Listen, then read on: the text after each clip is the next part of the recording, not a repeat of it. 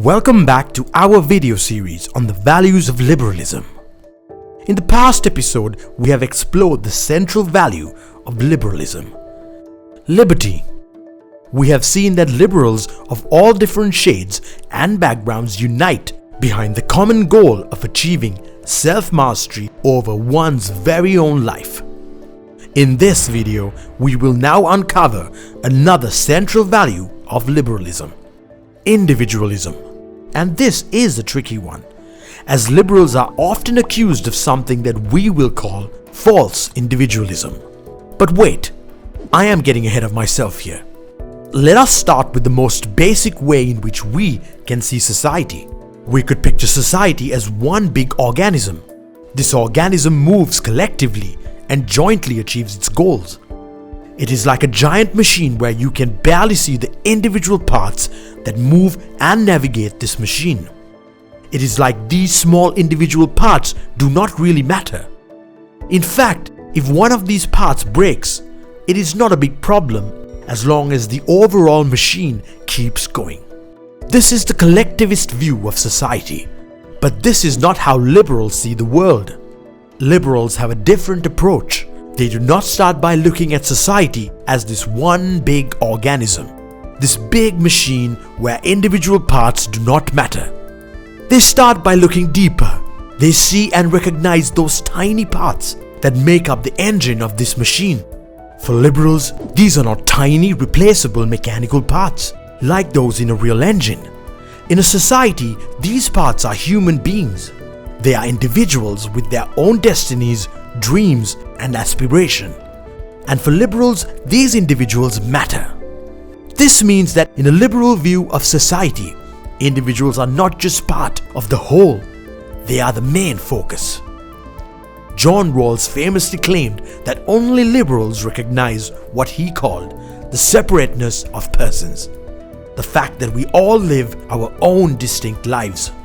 He warned that any view of society that does not recognize that this separateness and distinctness of individual human beings can lead to great dangers. Because the collectivist view does not only mean that you see society as one big whole, but also that you treat it as one big whole, where you can sacrifice one part for the common good, for the overall good, and this could have disastrous consequences.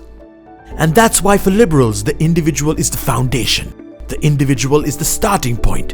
It is the individual that enters society by entering into a social contract. It is that society is made up of individuals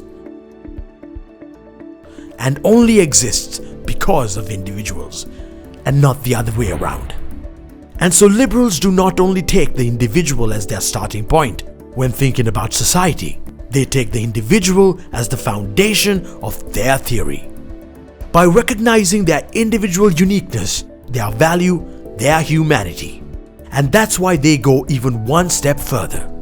Liberals think that those individuals are autonomous agents. They have their own life plans, their own aspirations and dreams. They are authors of their very own book of life, and that they are fully capable of governing those plans and dreams themselves, and that we have to respect those dreams and aspirations. In more philosophical terms, liberals believe that human beings have dignity. They are agents of themselves, and they deserve our respect. They should never be used as a mere means to somebody else's ends. They are ends in themselves. But what does it mean to recognize somebody as an end? What does it mean to give respect? Well, respect can take many forms. The first one is recognition. By recognizing that society is not one big organism, but an organism made up of individuals that matter, we already covered that step. However, this might sound like cheap talk to you, and this is why liberals back this up. They do think individuals matter, and because of that, they give them rights. Rights will protect them against situations where the interests of the individual do not align with the will of the majority. A right to say, no, you can't do that to me. And it is therefore the safeguard of minorities to protect them against the tyranny of the masses. And keep in mind, the tiniest minority is the individual. You might wonder who would be against such a notion of individualism. After all political ideologies have respect for human beings. However, only liberals have this metaphysical commitment to the individual because of how we see society. And this makes us the only true champions of rights. It was always liberals who were fighting for the universal human rights. And it was liberals who pushed to the most important document of our time, the Universal Declaration of Human Rights. Let me conclude by a common misconception. Individualism does not mean that liberals do not think about society, or that they only think about themselves and their self-interest. This couldn't be further from the truth. Liberals agree that human beings are social animals. They need others to achieve their goals. They need family and friends, and they need a community to flourish. But for all of this, they need rights. Because rights are not only the recognition that one matters, it is rights that allow us to be social animals. Because without rights, there is no protection against others or against being sacrificed for the common good or the will of the majority. Being scared of others is not what makes us social. It would make us antisocial.